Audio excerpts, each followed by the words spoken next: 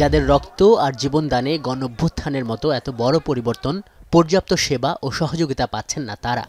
শহীদ যারা হয়েছেন, জুলাই আন্দোলনের শহীদ পরিবার ও আহতদের নিয়ে এমন আলোচনার মধ্যে এলো জুলাই অধিদপ্তরের কার্যক্রম শুরু নিয়ে ঘোষণা। সোমবার রেল ভবনে সরকারের শীর্ষ ৩ উপদেষ্টা, জুলাই শহীদ স্মৃতি ফাউন্ডেশন এবং সংশ্লিষ্ট সরকারি বেসরকারি কর্মকর্তাদের সঙ্গে বৈঠক অনুষ্ঠিত হয়। তাদের যে পুনর্বাসন এবং সংবাদ সম্মেলনে তথ্য উপদেষ্টা জানান, ফেব্রুয়ারি থেকেই কার্যক্রম শুরু করবে জুলাই অধিদপ্তর। মুক্তিযুদ্ধ বিষয়ক মন্ত্রণালয়ের অধীনে প্রতিষ্ঠিত এই অধিদপ্তরের কাজ হবে জুলাই আন্দোলনের স্মৃতি সংরক্ষণ, গবেষণা ও বিপ্লবীদের সহযোগিতা ও পুনর্বাসন তদারকি করা। জুলাই গণঅভ্যুত্থান অধিদপ্তর মূলত সরকারি একটি প্রতিষ্ঠান। সরকারের জায়গা থেকে তারা আজীবন এই সুযোগ সুবিধা সম্মাননাটা ভোগ করবেন, সেটা যে কোনো সরকারই আসুক না কেন। এই উপদেষ্টা জানান, স্বাস্থ্য অধিদপ্তরে তালিকাভুক্ত 826 জন শহীদ এবং 11,000 আহতদের নিয়ে আপাতত সহযোগিতার কাজ শুরু করবে এই অধিদপ্তর। অর্থ মন্ত্রণালয় থেকে এরই মধ্যে 637 কোটি 80 লক্ষ টাকা বরাদ্দের অনুমতি দেওয়া হয়েছে, যার মধ্যে প্রথম ধাপে দেওয়া হবে 232 কোটি 60 লক্ষ টাকা। এই বরাদ্দ থেকে শহীদ পরিবারকে 30 লক্ষ এবং আহতদের সর্বোচ্চ 5 লক্ষ টাকা করে অনুদান দেওয়া হবে সরকারিভাবে।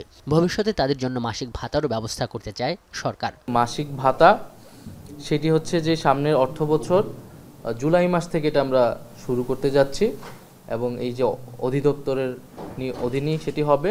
জানুয়ারি মাসে এই 232 কোটি 60 লক্ষ টাকা শহীদ পরিবার ক্ষেত্রে, সেক্ষেত্রে 10 লক্ষ টাকা যেটা সঞ্চয়পত্র আকারে থাকবে, এবং আহতদের যে বিভিন্ন ক্যাটাগরি এবং দেশে বিদেশের চিকিৎসা কনসালটেন্সি বাবদ আমাদের বাকি বাজেটটা থাকবে।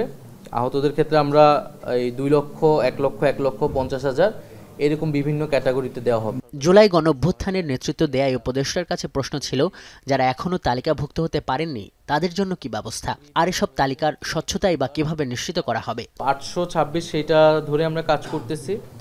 এর বাইরে সারা বাংলাদেশে যারা আছে, আমরা মূলত ইউএনও অফিস এবং যে জেলা প্রশাসকের অফিস, তার মাধ্যমে এটা আসতেছে। সেখানে কিন্তু ইন্টারনেটের মাধ্যমে তারা ডকুমেন্ট দিচ্ছে না। অফিসে যদি তাদের পরিবারের পক্ষ থেকে কেউ এসে যোগাযোগ করে তথ্য দেয়, তাহলে তারা সেটা আমাদেরকে ঢাকায় পাঠাচ্ছে, আমরা ভেরিফিকেশন করতেছি।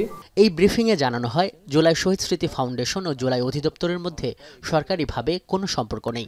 বেসরকারিভাবে জুলাই ফাউন্ডেশন তাদের কার্যক্রম পরিচালনা করবে। একই সঙ্গে জুলাই অধিদপ্তর সরকারিভাবে কাজ করবে অভ্যুত্থানে শহীদ ও আহতদের জন্য, যা এক ধরনের রাষ্ট্র স্বীকৃতি। বিশ্লেষণ করে দেখব যে এটা কি চূড়ান্ত। আজহার লিমন, এখন, ঢাকা। শহীদ পরিবার